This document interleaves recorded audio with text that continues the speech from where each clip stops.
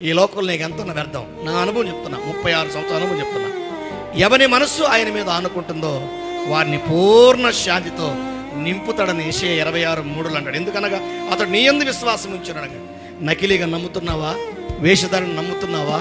అవసరాల కొరకు వస్తున్నావా? అక్కర్లు తీరితే చాలనుకున్నావా? ఆపద్బాంధవుడా అని నమ్మేవా? నో, అలాగా.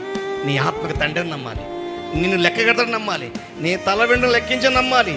తల్లి కంటే, తండ్రి కంటే, అన్నదమ్ముల కంటే, బంధుమిత్రుల కంటే, దాయాదుల కంటే, స్నేహితుల కంటే, శ్రేయభిలాషుల కంటే, ఈ ధరాత్రమే జీవించే మానవులందరికంటే నిన్ను ఎక్కువగా ప్రేమిస్తాడని నువ్వు నమ్మాలి.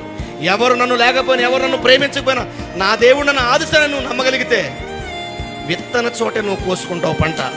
విత్తన చోట ఎంతమంది ముందు నువ్వు ఏడ్చావో, ఎంతమంది నిన్ను చాటున నిన్ను హింసించారో, ఎంతమంది నిన్ను హేళనగా మాట్లాడి వాడు అట్టటోడు ఈడట్టటోడు ఆ పిల్ల అలాంటిది అన్నారు, వాళ్ళందరి ముందు నిన్ను కద్దర సొక్క తిప్పుతాడు నీ తండ్రి. Oh man.